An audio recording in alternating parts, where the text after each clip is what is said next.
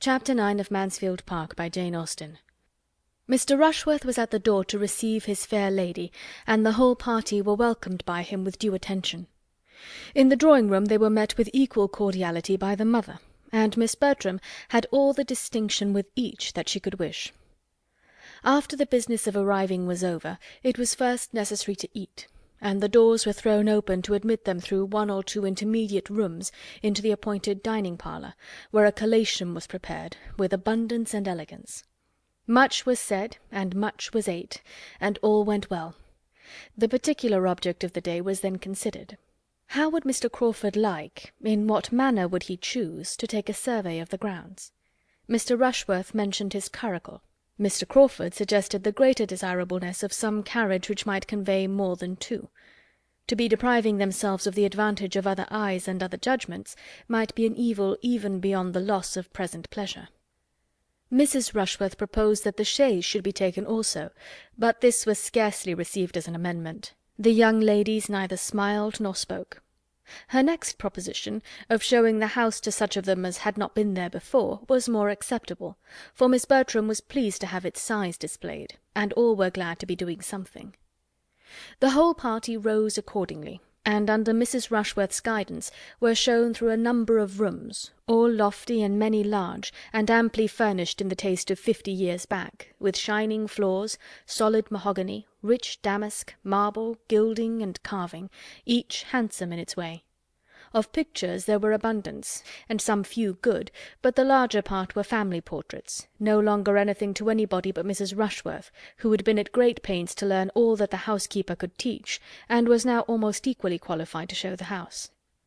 On the present occasion she addressed herself chiefly to Miss Crawford and Fanny, but there was no comparison in the willingness of their attention, for Miss Crawford, who had seen scores of great houses and cared for none of them, had only the appearance of civilly listening, while Fanny, to whom everything was almost as interesting as it was new, attended with unaffected earnestness to all that Mrs. Rushworth could relate of the family in former times, its rise and grandeur, regal visits and loyal efforts, delighted to connect anything with history already known, or warm her imagination with scenes of the past. The situation of the house excluded the possibility of much prospect from any of the rooms, and while Fanny and some of the others were attending Mrs. Rushworth, Henry Crawford was looking grave and shaking his head at the windows. Every room on the west front looked across a lawn to the beginning of the avenue immediately beyond tall iron palisades and gates. Having visited many more rooms than could be supposed to be of any other use than to contribute to the window tax, and find employment for housemaids, "Now," said Mrs. Rushworth, "we are coming to the chapel, which properly we ought to enter from above, and look down upon, but as we are quite among friends, I will take you in this way, if you will excuse me." They entered. Fanny's imagination had prepared her for something grander than a mere spacious oblong room, fitted up for the purpose of devotion, with nothing more striking or more solemn than the profusion of mahogany and the crimson velvet cushions appearing over the ledge of the family gallery above. "I am disappointed," said she in a low voice to Edmund. "This is not my idea of a chapel. There is nothing awful here, nothing melancholy, nothing grand. There are no aisles, no arches, no inscriptions, no banners. No banners, cousin, to be blown by the night wind of heaven, no signs that a Scottish monarch sleeps below."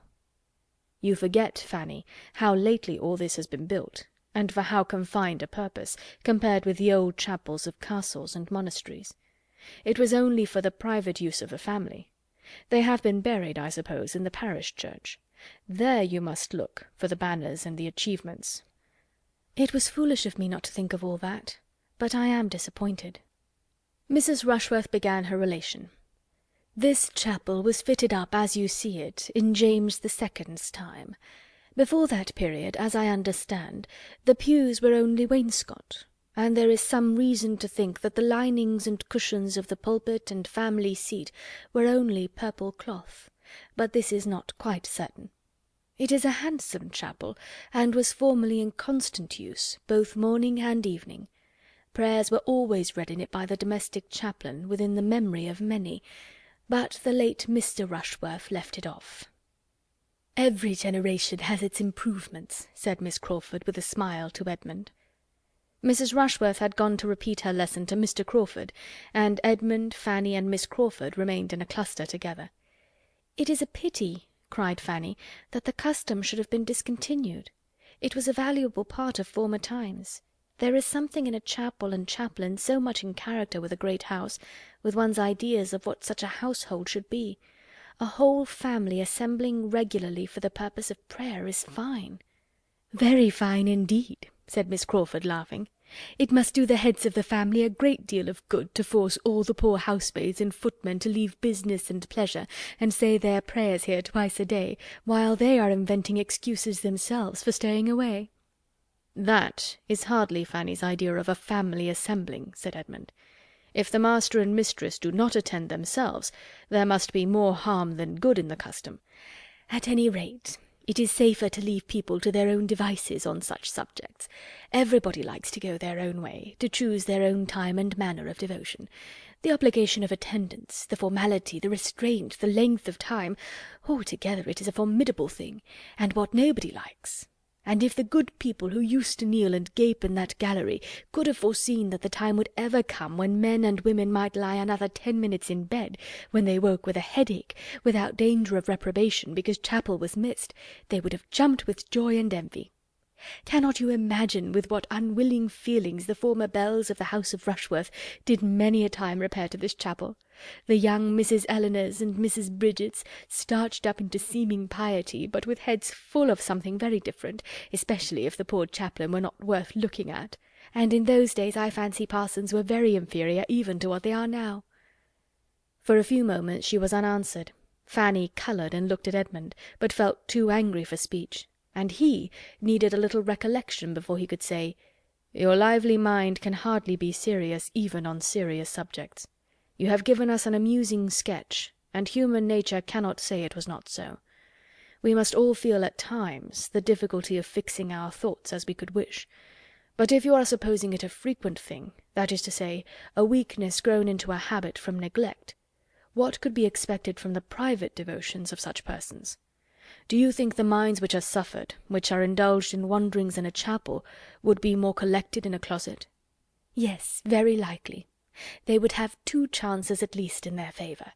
There would be less to distract the attention from without, and it would not be tried so long." "The mind which does not struggle against itself under one circumstance would find objects to distract it in the other, I believe, and the influence of the place and of example may often rouse better feelings than are begun with. The greater length of the service, however, I admit to be sometimes too hard a stretch upon the mind. One wishes it were not so, but I have not yet left Oxford long enough to forget what chapel prayers are." While this was passing, the rest of the party being scattered about the chapel, Julia called Mr. Crawford's attention to her sister by saying, "Do look at Mr. Rushworth and Maria standing side by side, exactly as if the ceremony were going to be performed. Have not they completely the air of it?" Mr. Crawford smiled his acquiescence, and stepping forward to Maria, said, in a voice which she only could hear, "I do not like to see Miss Bertram so near the altar." Starting, the lady instinctively moved a step or two, but recovering herself in a moment, affected to laugh, and asked him, in a tone not much louder, if he would give her away. "I am afraid I should do it very awkwardly," was his reply, with a look of meaning. Julia, joining them at the moment, carried on the joke. "Upon my word, it is really a pity that it should not take place directly, if we had but a proper licence, for here we are all together, and nothing in the world could be more snug and pleasant." And she talked and laughed about it with so little caution as to catch the comprehension of Mr. Rushworth and his mother, and expose her sister to the whispered gallantries of her lover, while Mrs. Rushworth spoke with proper smiles and dignity of its being a most happy event to her whenever it took place. "If Edmund were but in orders," cried Julia, and running to where he stood with Miss Crawford and Fanny, "my dear Edmund, if you were but in orders now, you might perform the ceremony directly. How unlucky that you are not ordained! Mr. Rushworth and Maria are quite ready." Miss Crawford's countenance, as Julia spoke, might have amused a disinterested observer. She looked almost aghast under the new idea she was receiving. Fanny pitied her. "How distressed she will be at what she said just now," passed across her mind. "Ordained?" said Miss Crawford. "What, are you to be a clergyman?" "Yes. I shall take orders soon after my father's return, probably at Christmas." Miss Crawford, rallying her spirits, and recovering her complexion, replied only, "If I had known this before, I would have spoken of the cloth with more respect," and turned the subject. The chapel was soon afterwards left to the silence and stillness which reigned in it with few interruptions throughout the year. Miss Bertram, displeased with her sister, led the way, and all seemed to feel that they had been there long enough.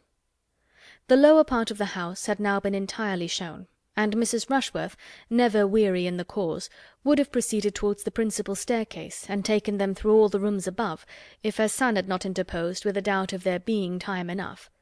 "For if," said he, with the sort of self-evident proposition which many a clearer head does not always avoid, "we are too long going over the house, we shall not have time for what is to be done out of doors. It is past 2, and we are to dine at 5. Mrs. Rushworth submitted, and the question of surveying the grounds, with the who and the how, was likely to be more fully agitated, and Mrs. Norris was beginning to arrange by what junction of carriages and horses most could be done, when the young people, meeting with an outward door, temptingly open on a flight of steps which led immediately to turf and shrubs, and all the sweets of pleasure grounds, as by one impulse, one wish for air and liberty, all walked out. "Suppose we turn down here for the present," said Mrs. Rushworth, civilly taking the hint and following them. "Here are the greatest number of our plants, and here are the curious pheasants." "Query," said Mr. Crawford, looking round him, "whether we may not find something to employ us here, before we go farther. I see walls of great promise. Mr. Rushworth, shall we summon a council on this lawn?" "James," said Mrs. Rushworth to her son, "I believe the wilderness will be new to all the party. The Miss Bertrams have never seen the wilderness yet." No objection was made, but for some time there seemed no inclination to move in any plan, or to any distance. All were attracted at first by the plants or the pheasants, and all dispersed about in happy independence. Mr. Crawford was the first to move forward, to examine the capabilities of that end of the house. The lawn, bounded on each side by a high wall, contained beyond the first planted area a bowling green, and beyond the bowling green a long terrace walk, backed by iron palisades, and commanding a view over them into the tops of the trees of the wilderness immediately adjoining. It was a good spot for fault-finding. Mr. Crawford was soon followed by Miss Bertram and Mr. Rushworth, and when after a little time the others began to form into parties, these three were found in busy consultation on the terrace by Edmund, Miss Crawford, and Fanny, who seemed as naturally to unite, and who, after a short participation of their regrets and difficulties, left them and walked on. The remaining three, Mrs. Rushworth, Mrs. Norris, and Julia, were still far behind. For Julia, whose happy star no longer prevailed, was obliged to keep by the side of Mrs. Rushworth, and restrain her impatient feet to that lady's slow pace, while her aunt, having fallen in with the housekeeper, who was come out to feed the pheasants, was lingering behind in gossip with her. Poor Julia, the only one out of the 9 not tolerably satisfied with their lot, was now in a state of complete penance, and as different from the Julia of the barouche box as could well be imagined. The politeness which she had been brought up to practice as a duty made it impossible for her to escape, while the want of that higher species of self-command, that just consideration of others, that knowledge of her own heart, that principle of right which had not formed any essential part of her education, made her miserable under it. "This is insufferably hot," said Miss Crawford, when they had taken one turn on the terrace, and were drawing a second time to the door in the middle which opened to the wilderness. "Shall any of us object to being comfortable? Here is a nice little wood, if one can but get into it. What happiness if this door should not be locked! But of course it is, for in these great places the gardeners are the only people who can go where they like." The door, however, proved not to be locked, and they were all agreed in turning joyfully through it, and leaving the unmitigated glare of day behind. A considerable flight of steps landed them in the wilderness, which was a planted wood of about 2 acres, and though chiefly of larch and laurel and beech cut down, and though laid out with too much regularity, was darkness and shade and natural beauty compared with the bowling green and the terrace. They all felt the refreshment of it, and for some time could only walk and admire. At length, after a short pause, Miss Crawford began with, "So you are to be a clergyman, Mr. Bertram. This is rather a surprise to me." "Why should it surprise you? You must suppose me designed for some profession, and might perceive that I am neither a lawyer, nor a soldier, nor a sailor." "Very true. But in short it had not occurred to me. And you know there is generally an uncle or a grandfather to leave a fortune to the second son." "A very praiseworthy practice," said Edmund, "but not quite universal. I am one of the exceptions, and being one, must do something for myself." "But why are you to be a clergyman? I thought that was always the lot of the youngest, where there were many to choose before him." "Do you think the Church itself never chosen, then?" "Never is a black word, but yes, in the never of conversation, which means not very often, I do think it. For what is to be done in the Church? Men love to distinguish themselves, and in either of the other lines distinction may be gained, but not in the Church. A clergyman is nothing." "The nothing of conversation has its gradations, I hope, as well as the never. A clergyman cannot be high in state or fashion. He must not head mobs, or set the ton in dress. But I cannot call that situation nothing which has the charge of all that is of the first importance to mankind, individually or collectively considered, temporally and eternally, which has the guardianship of religion and morals, and consequently of the manners which result from their influence. No one here can call the office nothing.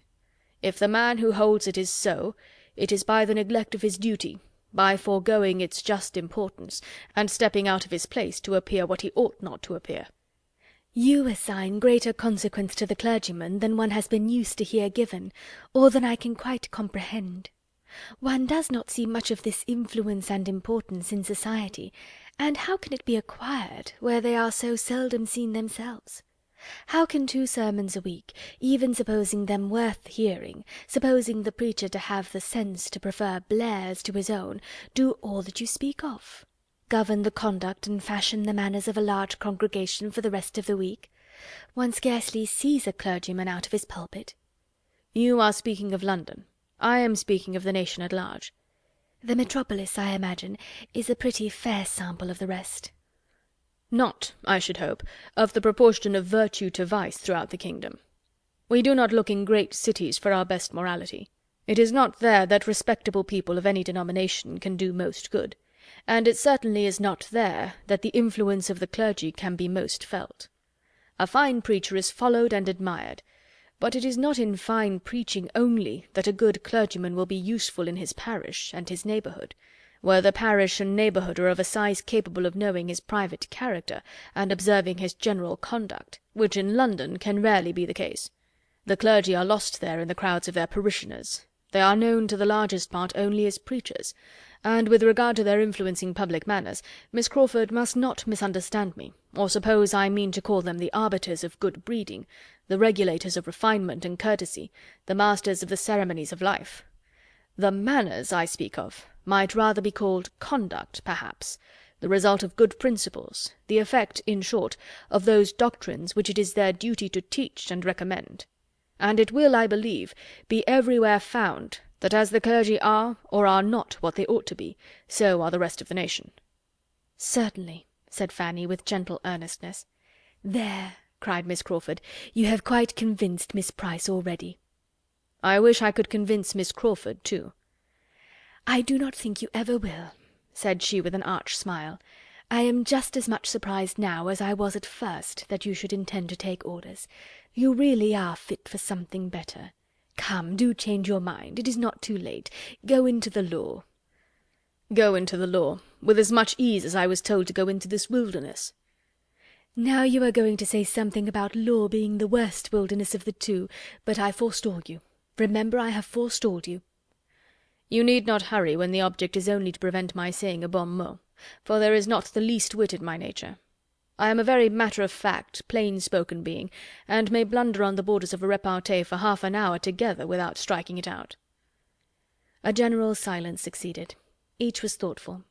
Fanny made the first interruption by saying, "I wonder that I should be tired with only walking in this sweet wood, but the next time we come to a seat, if it is not disagreeable to you, I should be glad to sit down for a little while." "My dear Fanny," cried Edmund, immediately drawing her arm within his, "how thoughtless I have been! I hope you are not very tired. Perhaps," turning to Miss Crawford, "my other companion may do me the honour of taking an arm." "Thank you, but I am not at all tired." She took it, however, as she spoke, and the gratification of having her do so, of feeling such a connection for the first time, made him a little forgetful of Fanny. "You scarcely touch me," said he. You do not make me of any use. What a difference in the weight of a woman's arm from that of a man! At Oxford I have been a good deal used to have a man lean on me for the length of a street, and you are only a fly in the comparison." "I am really not tired, which I almost wonder at, for we must have walked at least a mile in this wood. Do not you think we have?" "Not half a mile," was his sturdy answer, for he was not yet so much in love as to measure distance or reckon time with feminine lawlessness. "Oh, you do not consider how much we have wound about. We have taken such a very serpentine course, and the wood itself must be half a mile long in a straight line, for we have never seen the end of it yet, since we left the first great path." "But if you remember, before we left that first great path, we saw directly to the end of it. We looked down the whole vista, and saw it closed by iron gates, and it could not have been more than a furlong in length." "Oh, I know nothing of your furlongs, but I am sure it is a very long wood, and that we have been winding in and out ever since we came into it, and therefore when I say that we have walked a mile in it, I must speak within compass." "We have been exactly a quarter of an hour here," said Edmund, taking out his watch. "Do you think we are walking 4 miles an hour?" "Oh, do not attack me with your watch. A watch is always too fast or too slow. I cannot be dictated to by a watch."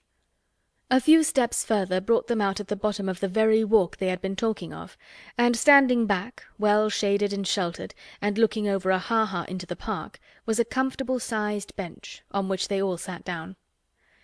"I am afraid you are very tired, Fanny," said Edmund, observing her. "Why would not you speak sooner? This will be a bad day's amusement for you, if you are to be knocked up. Every sort of exercise fatigues her so soon, Miss Crawford, except riding." "How abominable in you, then, to let me engross her horse as I did all last week! I am ashamed of you and of myself, but it shall never happen again." "Your attentiveness and consideration made me more sensible of my own neglect. Fanny's interest seems in safer hands with you than with me." "That she should be tired now, however, gives me no surprise, for there is nothing in the course of one's duties so fatiguing as what we have been doing this morning, seeing a great house, dawdling from one room to another, straining one's eyes and one's attention, hearing what one does not understand, admiring what one does not care for. It is generally allowed to be the greatest bore in the world, and Miss Price has found it so, though she did not know it." "I shall soon be rested," said Fanny. "To sit in the shade on a fine day and look upon verdure is the most perfect refreshment." After sitting a little while, Miss Crawford was up again. "I must move," said she. "Resting fatigues me. I have looked across the ha-ha till I am weary. I must go and look through that iron gate at the same view, without being able to see it so well." Edmund left the seat likewise. "Now, Miss Crawford, if you will look up the walk, you will convince yourself that it cannot be half a mile long, or half a mile." "It is an immense distance," said she. "I see that with a glance." He still reasoned with her, but in vain. She would not calculate, she would not compare. She would only smile and assert. The greatest degree of rational consistency could not have been more engaging, and they talked with mutual satisfaction. At last it was agreed that they should endeavour to determine the dimensions of the wood by walking a little more about it. They would go to one end of it, in the line they were then in, for there was a straight green walk along the bottom by the side of the ha-ha, and perhaps turn a little way in some other direction, if it seemed likely to assist them, and be back in a few minutes. Fanny said she was rested, and would have moved too, but this was not suffered. Edmund urged her remaining where she was with an earnestness which she could not resist, and she was left on the bench to think with pleasure of her cousin's care, but with great regret that she was not stronger. She watched them till they had turned the corner, and listened till all sound of them had ceased. A quarter of an hour, 20 minutes passed away, and Fanny was still thinking of Edmund, Miss Crawford, and herself, without interruption from anyone. She began to be surprised at being left so long, and to listen with an anxious desire of hearing their steps and their voices again. She listened, and at length she heard. She heard voices and feet approaching, but she had just satisfied herself that it was not those she wanted, when Miss Bertram, Mr. Rushworth, and Mr. Crawford issued from the same path which she had trod herself, and were before her. Miss Price all alone, and "My dear Fanny, how comes this?" were the first salutations. She told her story. "Poor dear Fanny," cried her cousin, "how ill you have been used by them! You had better have stayed with us." Then, seating herself with a gentleman on each side, she resumed the conversation which had engaged them before, and discussed the possibility of improvements with much animation. Nothing was fixed on, but Henry Crawford was full of ideas and projects, and generally speaking, whatever he proposed was immediately approved, first by her, and then by Mr. Rushworth, whose principal business seemed to be to hear the others, and who scarcely risked an original thought of his own, beyond a wish that they had seen his friend Smith's place. After some minutes spent in this way, Miss Bertram, observing the iron gate, expressed a wish of passing through it into the park, that their views and their plans might be more comprehensive. It was the very thing of all others to be wished. It was the best, it was the only way of proceeding with any advantage, in Henry Crawford's opinion, and he directly saw a knoll not half a mile off, which would give them exactly the requisite command of the house. Go therefore they must to that knoll, and through that gate, but the gate was locked. Mr. Rushworth wished he had brought the key. He had been very near thinking whether he should not bring the key. He was determined that he should never come without the key again, but still this did not remove the present evil. They could not get through, and as Miss Bertram's inclination for so doing did by no means lessen, it ended in Mr. Rushworth's declaring outright that he would go and fetch the key. He set off accordingly. "It is undoubtedly the best thing we can do now, as we are so far from the house already," said Mr. Crawford when he was gone. "Yes, there is nothing else to be done. But now, sincerely, do not you find the place altogether worse than you expected?" "No, indeed. Far otherwise. I find it better, grander, more complete in its style, though that style may not be the best. And to tell you the truth," speaking rather lower, "I do not think that I shall ever see Southerton again with so much pleasure as I do now. Another summer will hardly improve it to me." After a moment's embarrassment, the lady replied, "You are too much a man of the world not to see with the eyes of the world. If other people think Southerton improved, I have no doubt that you will." "I am afraid I am not quite so much the man of the world as might be good for me in some points. My feelings are not quite so evanescent, nor my memory of the past under such easy dominion as one finds to be the case with men of the world." This was followed by a short silence. Miss Bertram began again. "You seemed to enjoy your drive here very much this morning. I was glad to see you so well entertained. You and Julia were laughing the whole way." "Were we? Yes, I believe we were. But I have not the least recollection at what. Oh, I believe I was relating to her some ridiculous stories of an old Irish groom of my uncle's. Your sister loves to laugh." "You think her more light-hearted than I am?" "More easily amused," he replied. "Consequently, you know," smiling, "better company. I could not have hoped to entertain you with Irish anecdotes during a 10 miles' drive." "Naturally, I believe, I am as lively as Julia, but I have more to think of now." "You have undoubtedly. And there are situations in which very high spirits would denote insensibility. Your prospects, however, are too fair to justify want of spirits.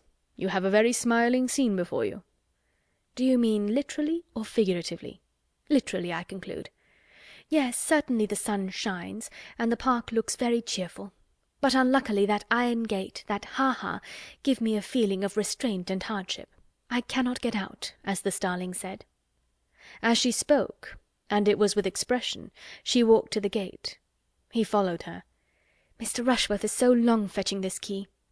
"And for the world you would not get out without the key and without Mr. Rushworth's authority and protection, or I think you might with little difficulty pass round the edge of the gate, here, with my assistance. I think it might be done, if you really wished to be more at large, and could allow yourself to think it not prohibited." "Prohibited? Nonsense! I certainly can get out that way, and I will. Mr. Rushworth will be here in a moment, you know. We shall not be out of sight." "Or if we are, Miss Price will be so good as to tell him that he will find us near that knoll, that grove of oak on the knoll." Fanny, feeling all this to be wrong, could not help making an effort to prevent it. "You will hurt yourself, Miss Bertram," she cried. "You will certainly hurt yourself against those spikes. You will tear your gown. You will be in danger of slipping into the ha-ha. You had better not go." Her cousin was safe on the other side while these words were spoken, and smiling with all the good humour of success, she said, "Thank you, my dear Fanny, but I and my gown are alive and well, and so good-bye." Fanny was again left to her solitude, and with no increase of pleasant feelings, for she was sorry for almost all that she had seen and heard, astonished at Miss Bertram, and angry with Mr. Crawford. By taking a circuitous, and as it appeared to her, very unreasonable direction to the knoll, they were soon beyond her eye, and for some minutes longer she remained without sight or sound of any companion. She seemed to have the little wood all to herself. She could almost have thought that Edmund and Miss Crawford had left it, but that it was impossible for Edmund to forget her so entirely. She was again roused from disagreeable musings by sudden footsteps. Somebody was coming at a quick pace down the principal walk. She expected Mr. Rushworth, but it was Julia, who, hot and out of breath, and with a look of disappointment, cried out on seeing her, "Hey day! Where are the others? I thought Maria and Mr. Crawford were with you." Fanny explained. "A pretty trick, upon my word! I cannot see them anywhere," looking eagerly into the park. "But they cannot be very far off, and I think I am equal to as much as Maria, even without help." "But, Julia, Mr. Rushworth will be here in a moment with the key. Do wait for Mr. Rushworth." "Not I, indeed. I have had enough of the family for one morning. Why, child, I have but this moment escaped from his horrible mother. Such a penance as I have been enduring, while you were sitting here so composed and so happy. It might have been as well, perhaps, if you had been in my place, but you always contrive to keep out of these scrapes." This was a most unjust reflection, but Fanny could allow for it, and let it pass. Julia was vexed, and her temper was hasty, but she felt that it would not last, and therefore, taking no notice, only asked her if she had not seen Mr. Rushworth. "Yes, yes, we saw him. He was posting away as if upon life and death, and could but just spare time to tell us his errand, and where you all were." "It is a pity that he should have so much trouble for nothing." "That is Miss Maria's concern. I am not obliged to punish myself for her sins. The mother I could not avoid, as long as my tiresome aunt was dancing about with the housekeeper, but the son I can get away from." And she immediately scrambled across the fence and walked away, not attending to Fanny's last question of whether she had seen anything of Miss Crawford and Edmund. The sort of dread in which Fanny now sat, of seeing Mr. Rushworth, prevented her thinking so much of their continued absence, however, as she might have done. She felt that he had been very ill-used, and was quite unhappy in having to communicate what had passed. He joined her within 5 minutes after Julia's exit, and though she made the best of the story, he was evidently mortified and displeased in no common degree. At first he scarcely said anything. His looks only expressed his extreme surprise and vexation, and he walked to the gate and stood there without seeming to know what to do. "They desired me to stay. My cousin Maria charged me to say that you would find them at that knoll, or thereabouts." "I do not believe I shall go any further," said he sullenly. "I see nothing of them. By the time I get to the knoll they may have gone somewhere else. I've had walking enough." And he sat down with a most gloomy countenance by Fanny. "I am very sorry," said she. "It is very unlucky." And she longed to be able to say something more to the purpose. After an interval of silence, "I think they might as well have stayed for me," said he. "Miss Bertram thought you would follow her." "I should not have had to follow her if she had stayed." This could not be denied, and Fanny was silenced. After another pause he went on, "Pray, Miss Price, are you such a great admirer of this Mr. Crawford as some people are? For my part, I can see nothing in him." "I do not think him at all handsome." "Handsome! Nobody can call such an undersized man handsome. He is not 5'9". I should not wonder if he was not more than 5'8". I think he is an ill-looking fellow. In my opinion, these Crawfords are no addition at all. We did very well without them." A small sigh escaped Fanny here, and she did not know how to contradict him.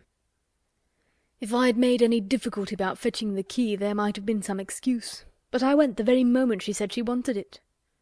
"Nothing could be more obliging than your manner, I am sure, and I dare say you walked as fast as you could. But still it is some distance, you know, from this spot to the house, quite into the house, and when people are waiting, they are bad judges of time, and every half-minute seems like 5. He got up and walked to the gate again, and wished he had had the key about him at the time. Fanny thought she discerned in his standing there an indication of relenting, which encouraged her to another attempt, and she said, therefore, "It is a pity that you should not join them. They expected to have a better view of the house from that part of the park, and will be thinking how it may be improved, and nothing of that sort, you know, can be settled without you." She found herself more successful in sending away than in retaining a companion. Mr. Rushworth was worked on. "Well," said he, "if you really think I'd better go, it would be foolish to bring the key for nothing." And letting himself out, he walked off without further ceremony. Fanny's thoughts were now all engrossed by the two who had left her so long ago, and getting quite impatient, she resolved to go in search of them. She followed their steps along the bottom walk, and had just turned up into another, when the voice and the laugh of Miss Crawford once more caught her ear. The sound approached, and a few more windings brought them before her. They were just returned into the wilderness from the park, to which a side gate, not fastened, had tempted them very soon after their leaving her, and they had been across a portion of the park into the very avenue which Fanny had been hoping the whole morning to reach at last, and had been sitting down under one of the trees. This was their history. It was evident that they had been spending their time pleasantly, and were not aware of the length of their absence. Fanny's best consolation was in being assured that Edmund had wished for her very much, and that he should certainly have come back for her, had she not been tired already. But this was not quite sufficient to do away the pain of having been left a whole hour, when he had talked of only a few minutes, nor to banish the sort of curiosity she felt to know what they had been conversing about all that time, and the result of the whole was to her disappointment and depression, as they prepared by general agreement to return to the house. On reaching the bottom of the steps to the terrace, Mrs. Rushworth and Mrs. Norris presented themselves at the top, just ready for the wilderness, at the end of an hour and a half from their leaving the house. Mrs. Norris had been too well employed to move faster. Whatever cross accidents had occurred to intercept the pleasures of her nieces, she had found a morning of complete enjoyment, for the housekeeper, after a great many courtesies on the subject of pheasants, had taken her to the dairy, told her all about their cows, and given her the receipt for a famous cream cheese; and since Julia's leaving them, they had been met by the gardener, with whom she had made a most satisfactory acquaintance, for she had set him right as to his grandson's illness, convinced him it was an ague, and promised him a charm for it; and he, in return, had shown her all his choicest nursery of plants, and actually presented her with a very curious specimen of heath. On this rencontre they all returned to the house together, there to lounge away the time as they could with sofas and chit-chat and quarterly reviews, till the return of the others, and the arrival of dinner. It was late before the Miss Bertrams and the two gentlemen came in, and their ramble did not appear to have been more than partially agreeable, or at all productive of anything useful with regard to the object of the day. By their own accounts, they had been all walking after each other, and the junction which had taken place at last seemed, to Fanny's observation, to have been as much too late for re-establishing harmony, as it confessedly had been for determining on any alteration. She felt, as she looked at Julia and Mr. Rushworth, that hers was not the only dissatisfied bosom amongst them. There was gloom on the face of each. Mr. Crawford and Miss Bertram were much more gay, and she thought that he was taking particular pains during dinner to do away any little resentment of the other two, and restore general good humour. Dinner was soon followed by tea and coffee. A 10 miles drive home allowed no waste of hours, and from the time of their sitting down to table it was a quick succession of busy nothings till the carriage came to the door, and Mrs. Norris, having fidgeted about, and obtained a few pheasants' eggs and a cream cheese from the housekeeper, and made abundance of civil speeches to Mrs. Rushworth, was ready to lead the way. At the same moment Mr. Crawford, approaching Julia, said, "I hope I am not to lose my companion, unless she is afraid of the evening air in so exposed a seat." The request had not been foreseen, but was very graciously received, and Julia's day was likely to end almost as well as it began. Miss Bertram had made up her mind to something different, and was a little disappointed; but her conviction of being really the one preferred comforted her under it, and enabled her to receive Mr. Rushworth's parting attentions as she ought.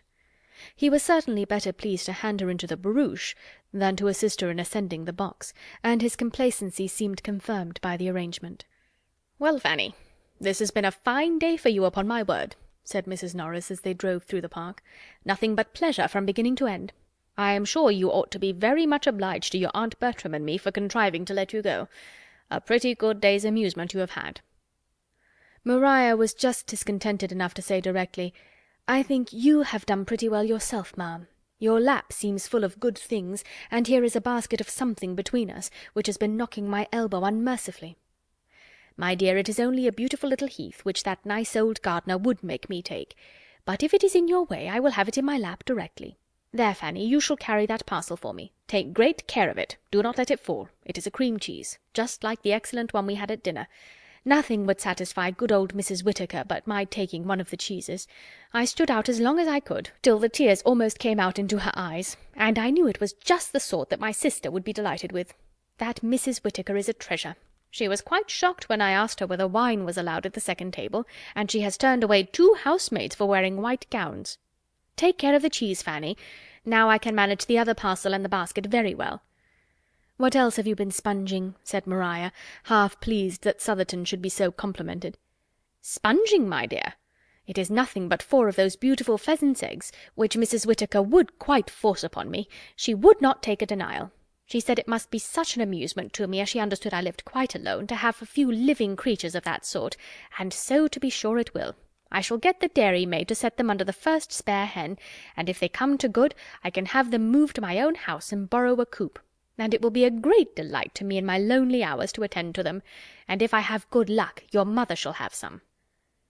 It was a beautiful evening, mild and still, and the drive was as pleasant as the serenity of nature could make it. But when Mrs. Norris ceased speaking, it was altogether a silent drive to those within. Their spirits were in general exhausted, and to determine whether the day had afforded most pleasure or pain might occupy the meditations of almost all. The day at Southerton, with all its imperfections, afforded the Miss Bertrams much more agreeable feelings than were derived from the letters from Antigua, which soon afterwards reached Mansfield. It was much pleasanter to think of Henry Crawford than of their father, and to think of their father in England again within a certain period, which these letters obliged them to do, was a most unwelcome exercise. November was the black month fixed for his return. Sir Thomas wrote of it with as much decision as experience and anxiety could authorize. His business was so nearly concluded as to justify him in proposing to take his passage in the September packet, and he consequently looked forward with the hope of being with his beloved family again early in November. Maria was more to be pitied than Julia, for to her the father brought a husband, and the return of the friend most solicitous for her happiness would unite her to the lover on whom she had chosen that happiness should depend. It was a gloomy prospect, and all that she could do was to throw a mist over it, and hope when the mist cleared away she should see something else. It would hardly be early in November. There were generally delays, a bad passage or something, that favouring something which everybody who shuts their eyes while they look, or their understandings while they reason, feels the comfort of. It would probably be the middle of November at least. The middle of November was 3 months off. 3 months comprised 13 weeks. Much might happen in 13 weeks.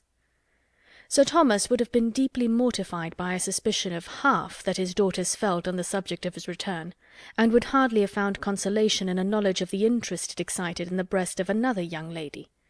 Miss Crawford, on walking up with her brother to spend the evening at Mansfield Park, heard the good news, and, though seeming to have no concern in the affair beyond politeness, and to have vented all her feelings in a quiet congratulation, heard it with an attention not so easily satisfied. Mrs. Norris gave the particulars of the letters, and the subject was dropped. But after tea, as Miss Crawford was standing at an open window with Edmund and Fanny, looking out on a twilight scene, while the Miss Bertrams, Mr. Rushworth, and Henry Crawford were all busy with candles at the pianoforte, she suddenly revived it by turning round towards the group and saying, "How happy Mr. Rushworth looks! He is thinking of November." Edmund looked round at Mr. Rushworth too, but had nothing to say. "Your father's return will be a very interesting event." "It will indeed, after such an absence not only long, but including so many dangers." "It will be the forerunner also of other interesting events, your sister's marriage, and your taking orders." "Yes."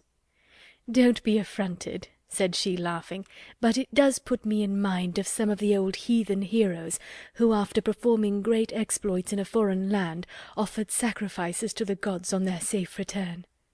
"There is no sacrifice in the case," replied Edmund with a serious smile, and glancing at the pianoforte again. "It is entirely her own doing." "Oh, yes, I know it is. I was merely joking. She has done no more than what every young woman would do, and I have no doubt of her being extremely happy. My other sacrifice, of course, you do not understand." "My taking orders, I assure you, is quite as voluntary as Maria's marrying." "It is fortunate that your inclination and your father's convenience should accord so well. There is a very good living kept for you, I understand, hereabouts." "Which you suppose has biassed me." "But that I am sure it is not," cried Fanny. "Thank you for your good word, Fanny, but it is more than I would affirm myself. On the contrary, the knowing that there was such a provision for me probably did bias me, nor can I think it wrong that it should. There was no natural disinclination to be overcome, and I see no reason why a man should make a worse clergyman for knowing that he will have a competence early in life. I was in safe hands. I hope I should not have been influenced myself in a wrong way, and I am sure my father was too conscientious to have allowed it. I have no doubt that I was biased, but I think it was blamelessly. "It is the same sort of thing," said Fanny after a short pause, "as for the son of an admiral to go into the navy, or the son of a general to be in the army, and nobody sees anything wrong in that.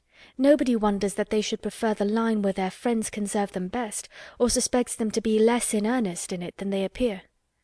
"No, my dear Miss Price, and for reasons good. The profession, either navy or army, is its own justification. It has everything in its favour: heroism, danger, bustle, fashion. Soldiers and sailors are always acceptable in society. Nobody can wonder that men are soldiers and sailors."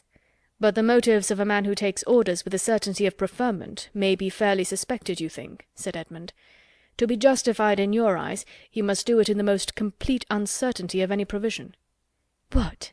Take orders without a living? No, that is madness indeed, absolute madness." "Shall I ask you how the church is to be filled if a man is neither to take orders with a living nor without?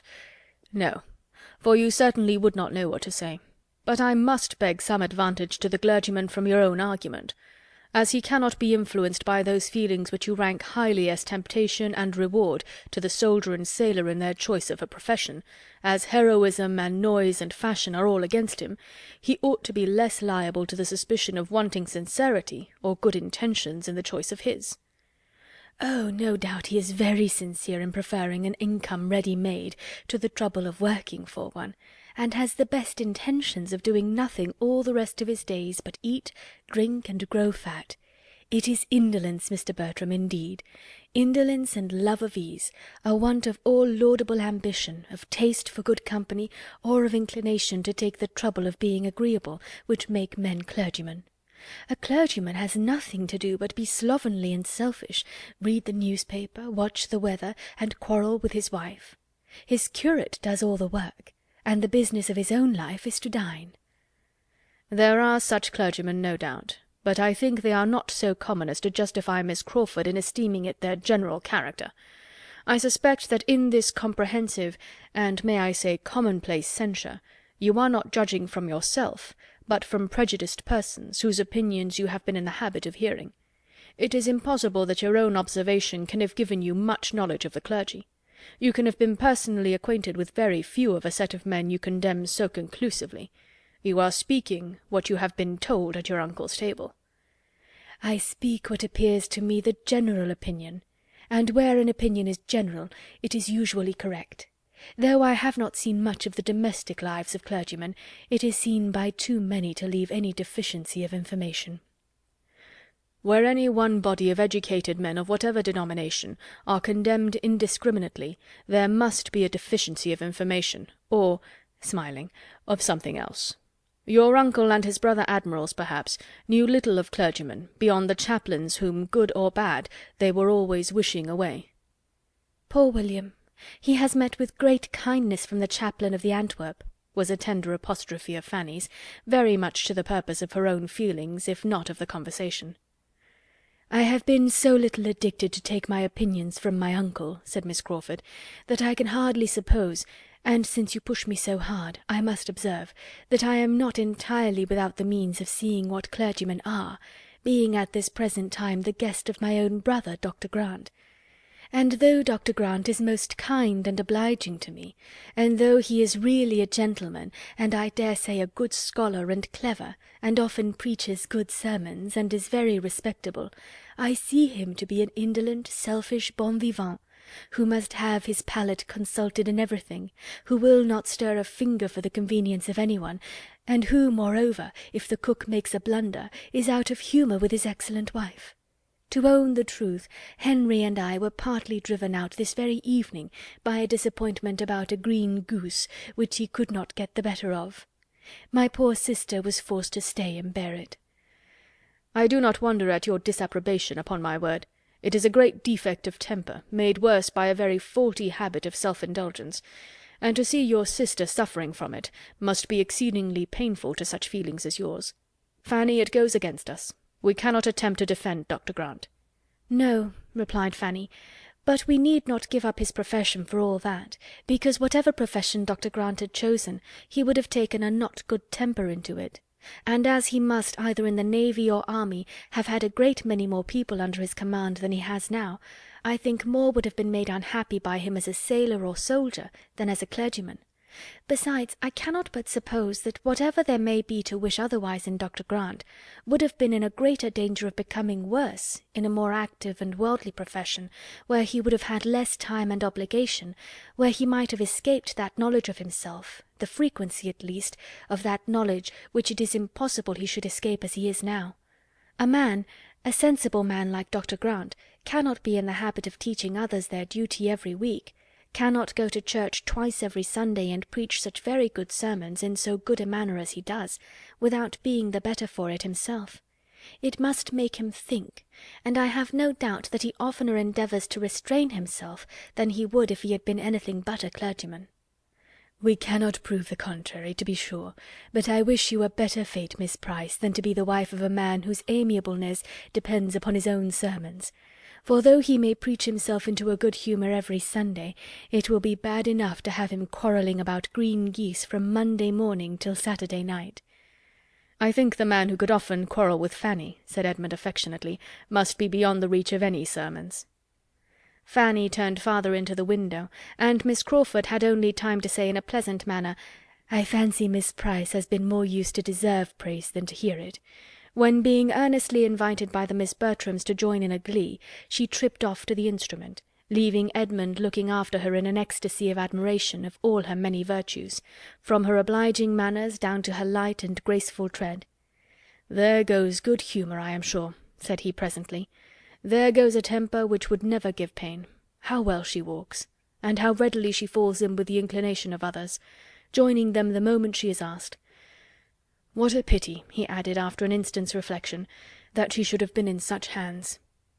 Fanny agreed to it, and had the pleasure of seeing him continue at the window with her, in spite of the expected glee, and of having his eyes soon turned like hers toward the scene without, where all that was solemn and soothing and lovely appeared in the brilliancy of an unclouded night and the contrast of the deep shade of the woods. Fanny spoke her feelings. "Here's harmony," said she, "here's repose. Here's what may leave all painting and all music behind, and what poetry only can attempt to describe. Here's what may tranquillize every care, and lift the heart to rapture. When I look out on such a night as this, I feel as if there could be neither wickedness nor sorrow in the world, and there certainly would be less of both if the sublimity of nature were more attended to, and people were carried more out of themselves by contemplating such a scene." "I like to hear your enthusiasm, Fanny. It is a lovely night, and they are much to be pitied who have not been taught to feel in some degree as you do, who have not, at least, been given a taste for nature early in life. They lose a great deal." "You taught me to think and feel on the subject, cousin." "I had a very apt scholar. There's Arcturus looking very bright." "Yes, and the bear. I wish I could see Cassiopeia." "We must go out on the lawn for that. Should you be afraid?" "Not in the least. It is a great while since we have had any star-gazing." "Yes, I do not know how it has happened." The glee began.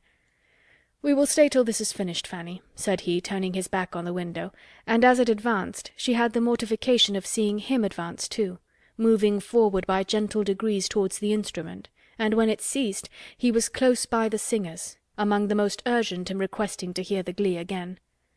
Fanny sighed alone at the window, till scolded away by Mrs. Norris's threats of catching cold.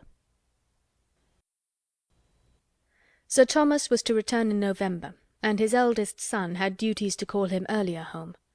The approach of September brought tidings of Mr. Bertram first in a letter to the gamekeeper, and then in a letter to Edmund, and by the end of August he arrived himself, to be gay, agreeable, and gallant again as occasion served, or Miss Crawford demanded, to tell of races and Weymouth, and parties and friends, to which she might have listened 6 weeks before with some interest, and altogether to give her the fullest conviction, by the power of actual comparison, of preferring his younger brother.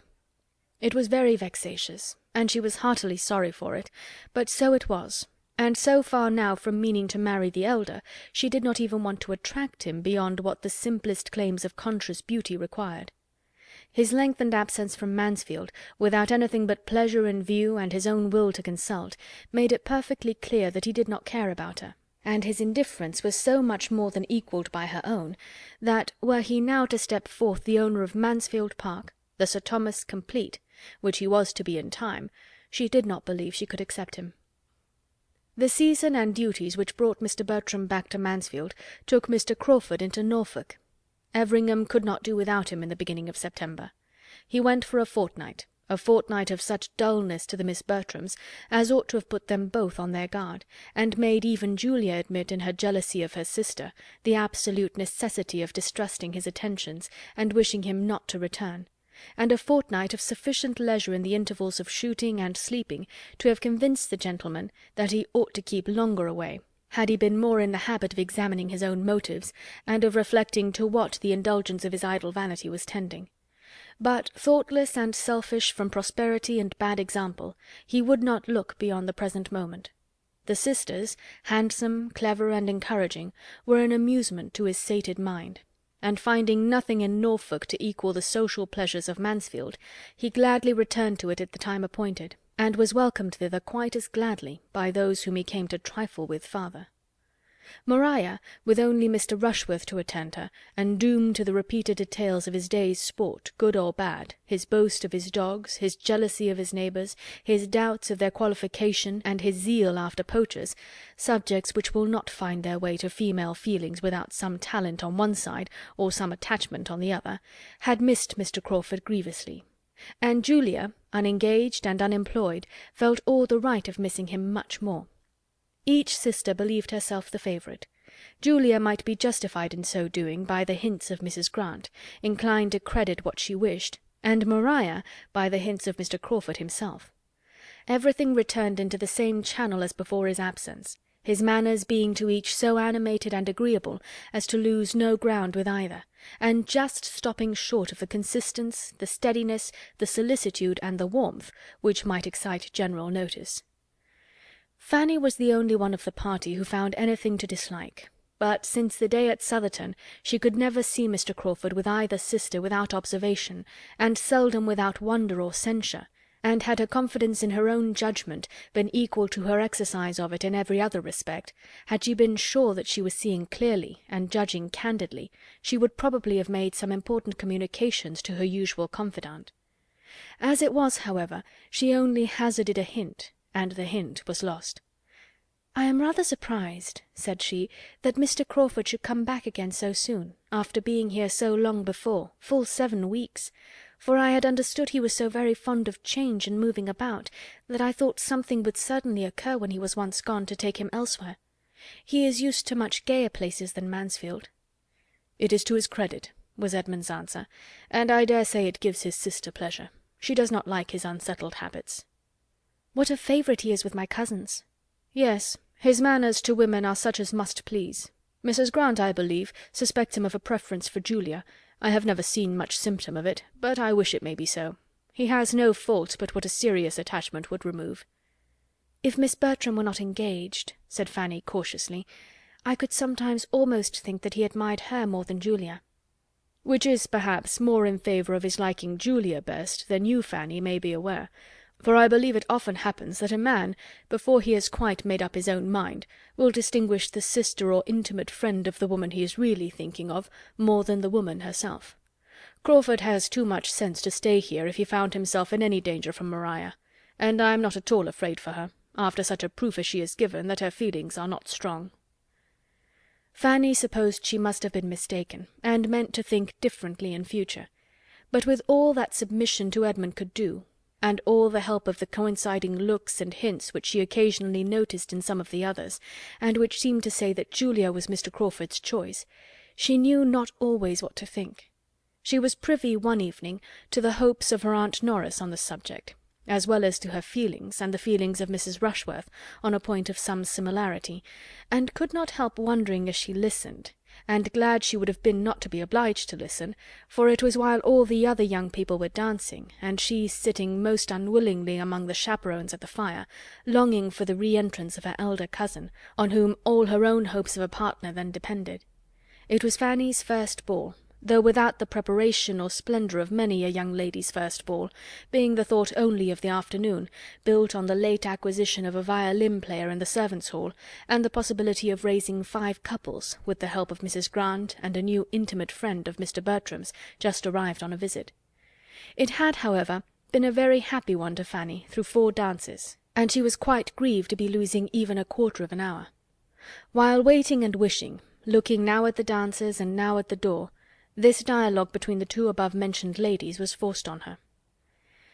"I think, ma'am," said Mrs. Norris, her eyes directed towards Mr. Rushworth and Maria, who were partners for the second time, "we shall see some happy faces again now." "Yes, ma'am, indeed," replied the other, with a stately simper. "There will be some satisfaction in looking on now, and I think it was rather a pity they should have been obliged to part. Young folks in their situation should be excused complying with the common forms.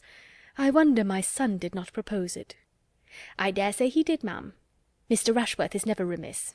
But dear Maria has such a strict sense of propriety, so much of that true delicacy one seldom meets with nowadays, Mrs. Rushworth, that wish of avoiding particularity. Dear ma'am, only look at her face at this moment. How different from what it was the last 2 dances." Miss Bertram did indeed look happy. Her eyes were sparkling with pleasure, and she was speaking with great animation, for Julia and her partner Mr. Crawford were close to her. They were all in a cluster together. How she had looked before, Fanny could not recollect, for she had been dancing with Edmund herself, and had not thought about her. Mrs. Norris continued, "It is quite delightful, ma'am, to see young people so properly happy, so well suited, and so much the thing.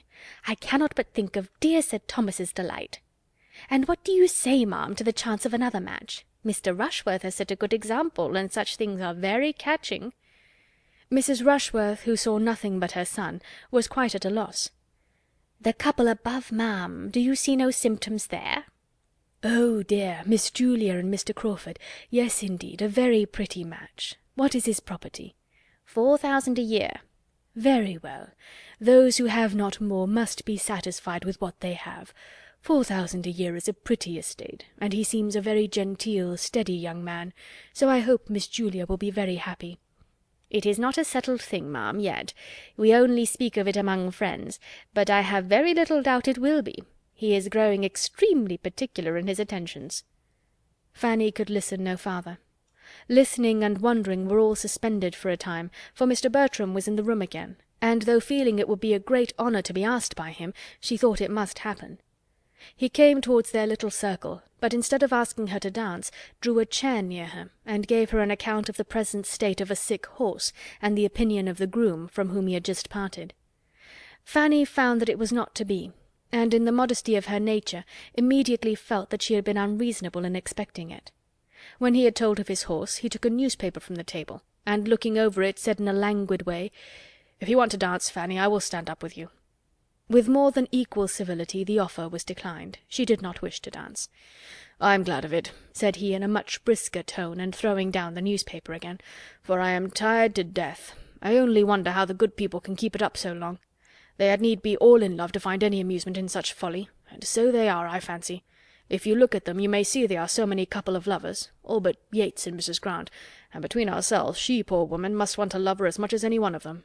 A desperate dull life hers must be with the doctor," making a sly face as he spoke towards the chair of the latter, who, proving, however, to be close at his elbow, made so instantaneous a change of expression and subject necessary, as Fanny, in spite of everything, could hardly help laughing at. "A strange business this in America, Dr. Grant. What is your opinion? I always come to you to know what I am to think of public matters." "My dear Tom," cried his aunt soon afterwards, "as you are not dancing, I dare say you will have no objection to join us in a rubber, shall you?"